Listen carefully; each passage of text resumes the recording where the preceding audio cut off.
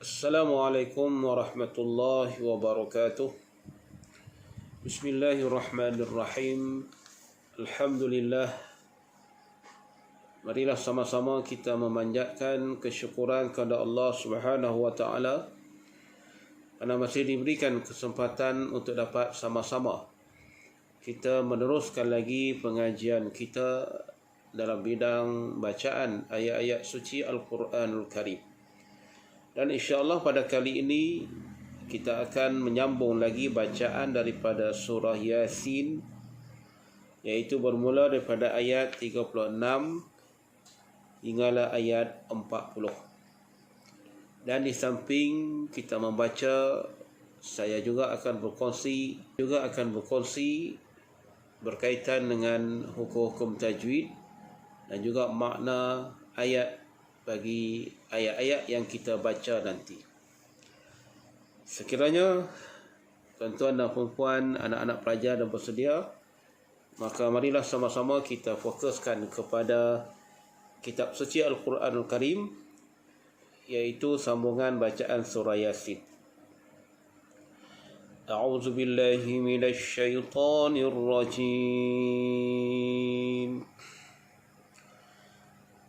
Subhanalladzi khalaqal azwaja kullaha mimma tunbitul ardh. Baik, sekiranya tuan-tuan dan puan-puan tidak mempunyai nafas yang panjang, maka dibolehkan kita waqaf pada tempat-tempat yang sesuai dari segi maknanya. Menjadi satu kesalahan sekiranya kita membaca Al-Quran dan kita mencuri nafas ketika membaca, maka ianya merupakan satu kesalahan. Oleh itu, sekiranya kita tidak cukup pernafasan, maka boleh kita waqaf. Baik, di sini saya waqaf pada tumbitul ardh. Dan kalau tuan-tuan dan puan-puan nafas masih lagi panjang, boleh sampai wa min anfusihim. Baik, kita ulang sekali lagi. Subhanalladzi khalaqal azwaja kullaha mimma tunbitul ardh. Kita waqaf di situ, dan dari segi makna ataupun dari segi hukum tajwid dulu. Subhanalladzi di situ kita bertemu dengan huruf ba yang berbaris sukun. Huruf ba yang berbaris sukun yang berada di pertengahan ayat namanya qalqalah sughra.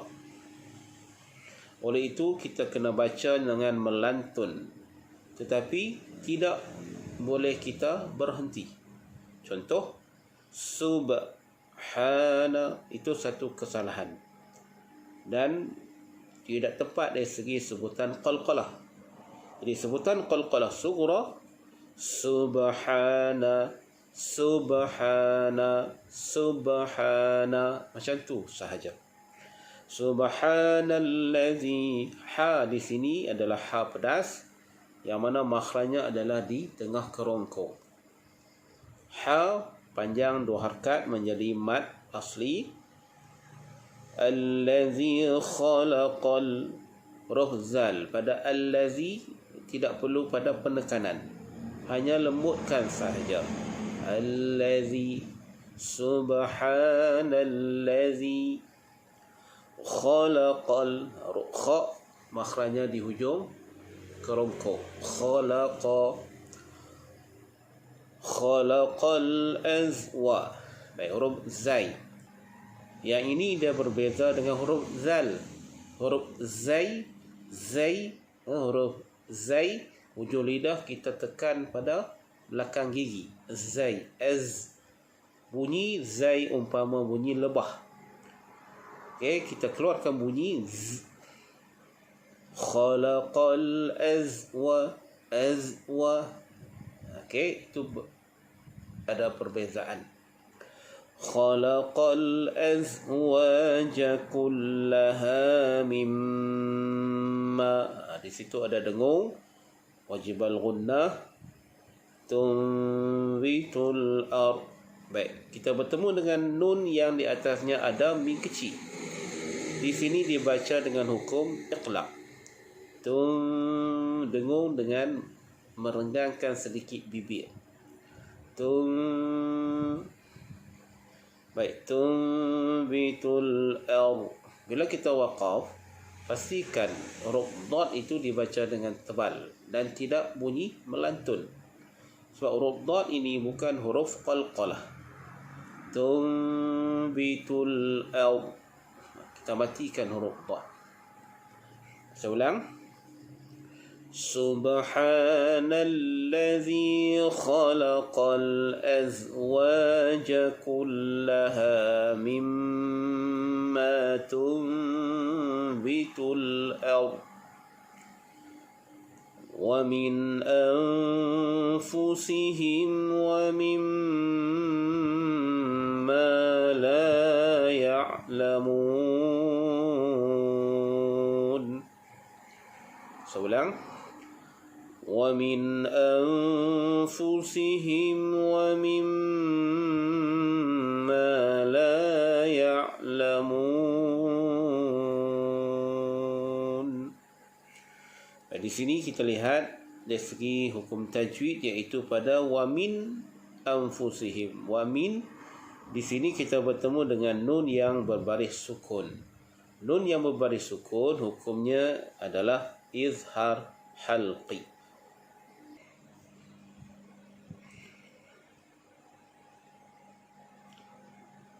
Wa min anfusihim. Anfusihim di sini dibaca dengan ikhfa. Anfusihim. Anfusihim. Lidah kita renggangkan sikit. Anfusihim. Him bacaannya bunyi him, bukan him. Him, him. Anfusihim. Di sini ada mim yang di atasnya ada sukun. Namanya izhar syafawi. Baik, jika di atas nun ada sukun, namanya izhar halqi. Jika di atas mim ada sukun, namanya izhar syafawi. Ingat, jika nun ada sukun, termasuk dalam hukum nun mati. Kalau mim atasnya ada sukun, termasuk di dalam hukum mim mati. Wa mimma la ya'lamun.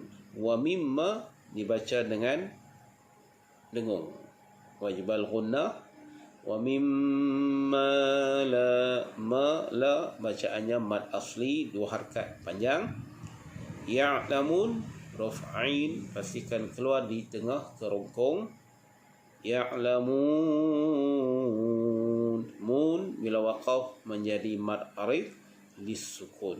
Panjang mad arid ni boleh dipanjangkan 2, 4 atau 6 harakat. Kebiasaannya kita panjangkan ma'arid ini 6 harakat. Dan pastikan daripada awal kita baca tadi, bila waqaf pada ma'arid, sekiranya kita panjang 6, maka selepas pada itu, pada setiap waqaf ma'arid, kena panjang 6 harakat. Kita samakan setiap waqaf dengan kadar 6 harakat. Baik. Saya ulang sekali lagi. Subhanalladzi khalaqal azwaja kullaha mimma tunbitul ard wa min anfusihim wa mimma la ya'lamun. Baik, dalam ayat ini maknanya iaitu Maha suci Tuhan yang telah menciptakan semuanya berpasangan. Azwaja, berpasangan. Sama ada daripada apa yang ditumbuhkan oleh bumi. Mimma tunbitul ard. Sama ada apa yang dikeluarkan daripada bumi. Wa min anfusihim, atau daripada diri mereka, iaitu manusia, wa mimma la ya'lamun, ataupun daripada apa yang mereka tidak mengetahui. Makna ayat 36. Seterusnya sambungan ayat 37. وَآيَةٌ لَهُمُ اللَّيْلُ نَسْلَخُ مِنْهُ النَّهَارَ فَإِذَا هُمْ مُظْلِمُونَ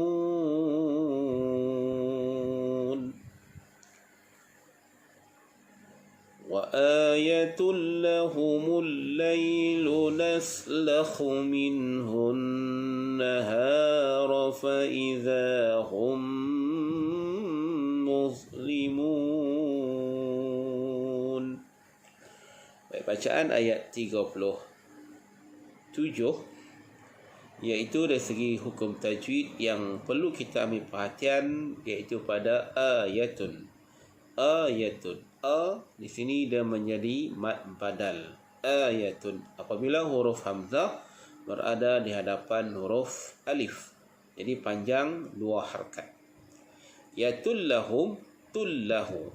Tul dhammatain bertemu dengan huruf lam. Namanya idgham bila gunnah. Bacaannya kita sempurnakan. Wa ayatul lahumul, macam tu. Lahumul lailu. Di sini ada alif lam, namanya alif lam syamsiyah. Lahumul lailu naslakhu minhun nahar. Minhun nun yang nun di atasnya ada sukun, namanya apa? Izhar halqi. Minhun nahar, dengung wajibal gunnah. Yang ni dengung ni kebiasaannya kadang-kadang pembaca Al-Quran kurang mengambil perat. Oleh sebab itu pastikan kita bagi hak setiap hukum, dia ada hak-hak yang tertentu yang perlu kita sempurnakan. Minhun nahara faizahum, faiza, jadi jangan tekan, jangan faiza, itu tak kena. Faizahum, mim mati bertemu dengan mim, namanya idgham mislain. Kita rapatkan bibir dengan dengung. Hum muzlimun, huruf dha tidak bunyi sampai qalqalah, sebab dha bukan huruf qalqalah. Muzlimun, bila waqaf menjadi mad arid lisukun. Baik, Ustaz ulang sekali lagi. وَآيَةٌ لَهُمُ اللَّيْلُ نَسْلَخُ مِنْهُ النَّهَارَ فَإِذَا هُمْ مُظْلِمُونَ. Apa makna ayat 37?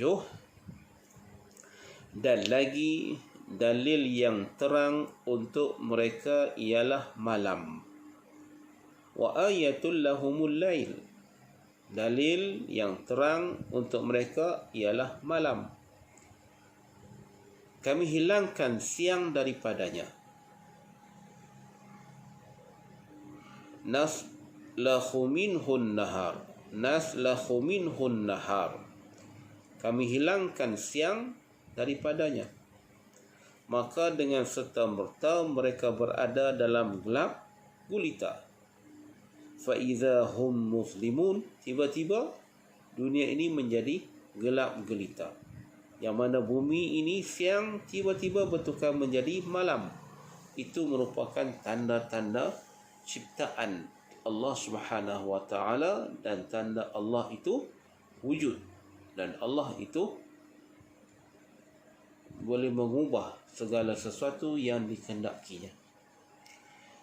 Baik, seterusnya untuk ayat yang ke-38. Wasyamsu tajri limustaqarril laha. Wasyamsu tajri limustaqarril laha. Saya ulang sekali lagi. Wasyamsu tajri limustaqarrin laha. Baik, ayat yang ke-38 ini dari segi tajwidnya kita perlu ambil perhatian pada sebutan huruf shin. Wasyamsu. Huruf shin ini bersifat dengan tafashi, artinya berhamburan udara. Wasyamsu. Dan sin pula bacaannya sofir, berdesir. Wasyamsu tajri. Shin ni dia kasar sikit, sin ini lembut sikit. Bagi dia berangin. Wasyamsu, ada mim yang berbaris sukun, dibaca dengan izhar syafawi. Tajri. Di situ ada hukum qalqalah sughra. Tajri, lantunkan bunyi qalqalah. Limustaqarril laha, di sini menjadi hukum idgham bila gunnah. Limustaqarril laha, dan ha itu panjangnya 2 harakat. Saya ulang balik. Wasyamsu tajri limustaqarril laha. Dzalika taqdirul azizil alim.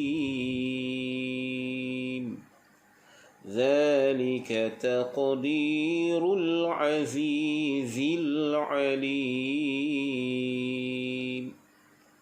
Dalam ayat ini, pada bacaan zalika taqdirul, zalika sama juga kita lembutkan, jangan tekan. Zalika taqdi, hukum qalqalah sughra. Taqdi, kita lantunkan bunyi qaf tanpa berhenti. Taqdirul azizi. Di sini perlu pada penekanan tu. Pastikan zai bunyinya umpama bunyi lebah. Azizil alim. Bila waqaf menjadi mad arid lisukun. Saya ulang balik. Wasyamsu tajri limustaqarril laha. Dzalika taqdirul azizil alim. Baik, apa maksud ayat 38? Wasyamsu tajri limustaqarril laha. Dan matahari ia kelihatan beredar ke tempat yang ditetapkan baginya. Itu juga merupakan tanda-tanda kekuasaan Allah. Matahari berpusing mengikut paksinya, tidak terbabas. Zalika taqdirul azizil alim. Itu adalah takdir Tuhan yang maha kuasa lagi maha mengetahui. Allah yang mengaturnya, Allah yang tahu apa yang diciptakannya. Baik, seterusnya ayat yang ke-39. Wal qamara qaddarnahu manazila hatta 'ada kal 'urjunil qadim. Wal qamara qaddarnahu manazila hatta 'ada kal 'urjunil qadim. Baik, ayat yang ke-39 ini dari segi hukum tajwidnya, wal qamara qaddarna. Baik, penekanan dia pada huruf ra. Qaddarna, ra itu dibaca dengan tebal. Qaddarna, jangan baca qaddarna, itu nipis. Qaddarna macam tu. Qaddarnahu manazila hatta, 2 harakat, hatta 2 harakat mad asli. Ada mad asli juga. Kal urju, urju dibaca juga dengan tebal. Urju, jangan urju. urju. Urju, tebalkan ra. Nil qadim, bila waqaf menjadi mad arid lisukun. Jadi kita panjang 6 harakat. Saya ulang balik. Wal qamara qaddarnahu manazila hatta 'ada kal 'urjunil qadim. Baik, apa maksud ayat 39? Dan bulan pula, wal qamar, dan bulan. Dan bulan pula kami takdirkan dia beredar sehingga di akhir peredarannya kelihatan kembalinya pula ke peringkat awalnya seperti tandan yang kering. Itu juga merupakan tanda-tanda kekuasaan Allah, yang mana Allah ciptakan bulan yang terang menderang sampai ke satu peringkat dia akan kembali mengecil, seperti tandan yang kering. Ayat yang terakhir untuk kali ini iaitu ayat ke-40. La syamsu yanbaghi laha an tudrikal qamara walal laylu sabiqun nahar. Saya ulang.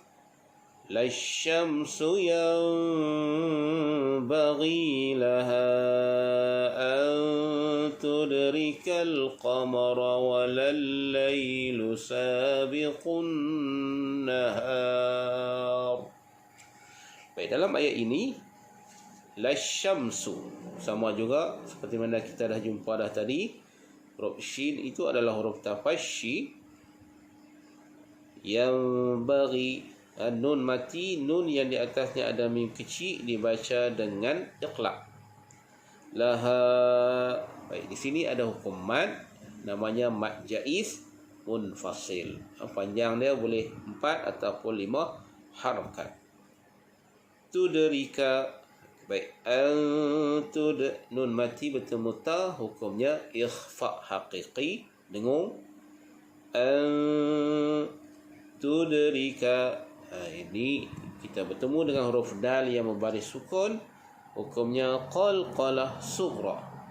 Tudrika, macam tu. Tudrika, jangan baca tudrika. Tudrika, macam tu. Tudrikal qamara, qamara, ra tu tebal. Walal laylu sabiqun nahar. Huruf ra di ujung dia kita waqaf dengan ra yang dibaca dengan tebal. Dan huruf ha bunyinya di pangkal kerompong di sini. An-naha, kita rasa getarannya di sini. Nahar, di sini. Walal laylu sabiqun nahar. Macam tu. Saya ulang. La syamsu yanbaghi laha an tudrikal qamara walal laylu sabiqun nahar. Ra itu tebal. Jangan nahar. Nipis. Nahar. Tebalkan. Wa kullun fi falakin yasbahun. Saya ulang. Wa kullun fi falakin yasbahun. Dalam ayat ini wa kullun fi ada dengung ikhfa. 2 harakat dengung. Wa kullun fi 2 harakat panjang. Falakin yasba. Yasba hukum idgham ma'al gunnah, dibaca dengan dengung. Falakin sin bagi dia berdesir. Bahun. Ha pedas. Dan waqaf dengan mad arid lisukun juga. Wa kullun fi falaki yasbahun.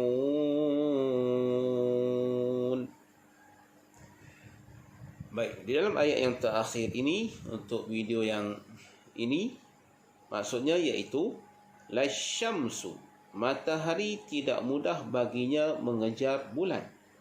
Lasyamsu yanbaghi laha an tudrikal qamar, matahari tidak mudah baginya mengejar bulan. Walal lailu sabiqun nahar, dan malam pula tidak dapat mendahului siang. Wa kullun, kerana masing-masing, fi falaki yasbahun, beredar di tempat edarannya. Bulan ada tempat edarannya, matahari ada tempat edarannya. Jadi kedua-dua, matahari dan bulan, sehinggalah sekarang tidak berlanggar antara satu dengan yang lain. Ini menunjukkan bahawa Allah Maha Berkuasa, Maha Pencipta, dan Dia mengetahui segala apa yang diciptakannya. Baiklah, anak-anak pelajar, tuan-tuan dan puan-puan yang saya hormati sekalian, jadi insya-Allah kita jumpa di lain video untuk bacaan ayat sambungan nanti. Wallahu a'lam. Assalamualaikum warahmatullahi wabarakatuh.